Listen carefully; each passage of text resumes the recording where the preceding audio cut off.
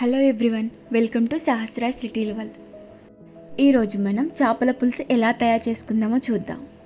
చేపల పులుసుని ఎన్నో రకాలుగా చేయొచ్చు. అందులో ఇది ఒక బెస్ట్ రెసిపీ. అందులోనూ కుండలో కాబట్టి ఇంకా టేస్ట్ అదిరిపోద్ది. ఈ చేపల పులుసు దోశలోకి కానీ రైస్లోకి కానీ చాలా బాగుంటుంది. చేపల పులుసు ఈజీగా ఎలా చేయాలో చూద్దాం. నేను ఇక్కడ 1.2 kg బొచ్చ చేపలు తీసుకున్నాను. ఇప్పుడు ఒక గిన్నెని తీసుకొని దానిలోకి 2.5 చెంచాల అల్లం వెల్లుల్లి పేస్ట్, 1.5 చెంచా కారం, తగినంత ఉప్పు, కొద్దిగా మెంతుల పొడి, కొద్దిగా గరం మసాలా, కొద్దిగా ఆయిల్ వేసి బాగా కలుపుకోవాలి.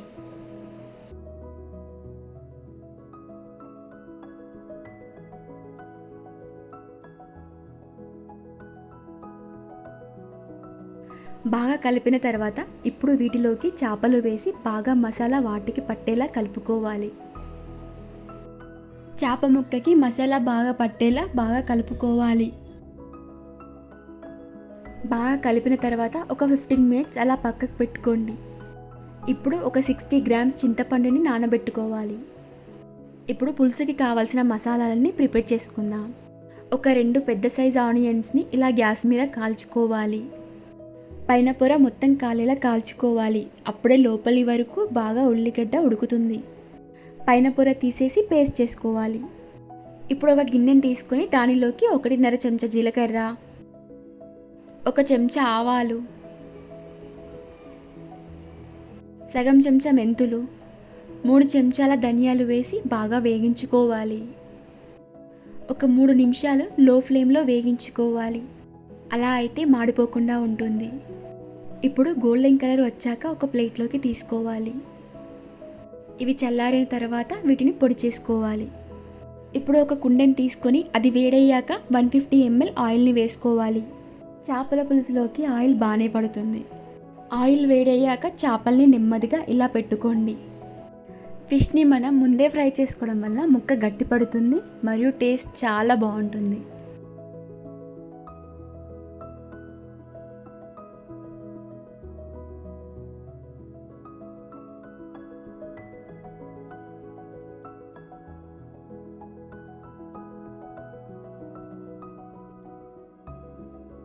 మీడియం ఫ్లేమ్లో ఒక 5 నిమిషాలు చేపని ఉడకనివ్వాలి. ఒక సైడ్ బాగా కాలిన తర్వాత ఇలా నెమ్మదిగా రివర్స్లో వేసుకోండి.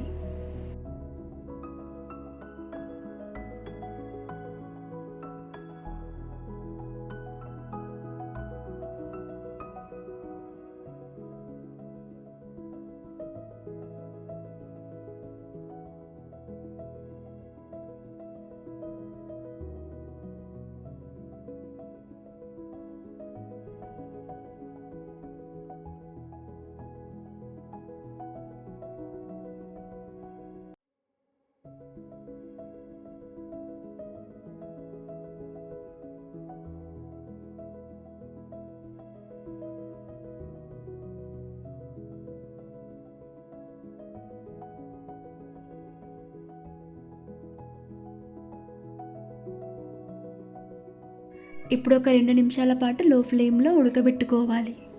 ఇప్పుడు ఒక చిన్న టమాటాని సన్నగా కట్ చేసుకొని దీనిలో వేసుకోవాలి. మనం ఇందాక పేస్ట్ చేసి పెట్టుకున్న ఆనియన్ పేస్ట్ని కూడా దీనిలో వేసుకోవాలి. ఒక 2 minutes ఉడికిన తర్వాత దీనిలోకి చింతపండు రసాన్ని వేసుకోండి.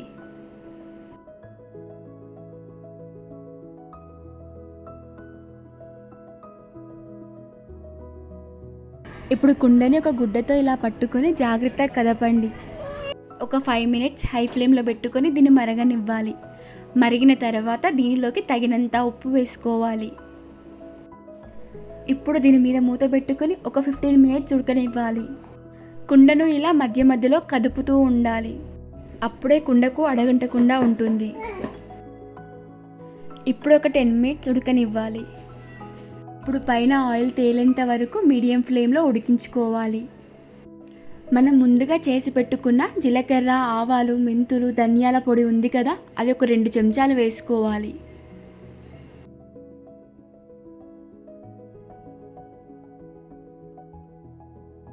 ఇప్పుడు ఈ కుండను గుడ్డతో ఇలా పట్టుకొని జాగ్రత్తగా కదుపుకోవాలి. అప్పుడే ముక్క విరగకుండా ఉంటుంది. ఇప్పుడు స్టవ్ని లో ఫ్లేమ్లో పెట్టుకొని ఒక 10 మినిట్స్ వరకు ఉడికించుకోవాలి. అప్పుడు రసం కూడా చిక్కగా అవుతుంది మరియు ఆయిల్ కూడా పైకి తేలుతుంది. ఇప్పుడు దీనిలోకి కొద్దిగా కొత్తిమీర వేసుకోండి. అంతే అండి, ఎంతో రుచిగా ఉండే చేపల పులుసు రెడీ. ఇప్పుడు దీన్ని ఒక 4 అవర్స్ అలా ఉండనివ్వండి, అప్పుడే రుచి బాగుంటుంది. ఇంకా మరుసటి రోజు అయితే టేస్ట్ చాలా బాగుంటుంది. చేపల పులుసుని ఈ పద్ధతిలో చేస్తే 2-3 రోజులైనా కూడా పాడవదు. నచ్చితే లైక్ చేయండి, షేర్ చేయండి, మరి తప్పకుండా మన సహస్రాస్ లిటిల్ వరల్డ్ని సబ్స్క్రైబ్ చేయండి. Thanks for watching.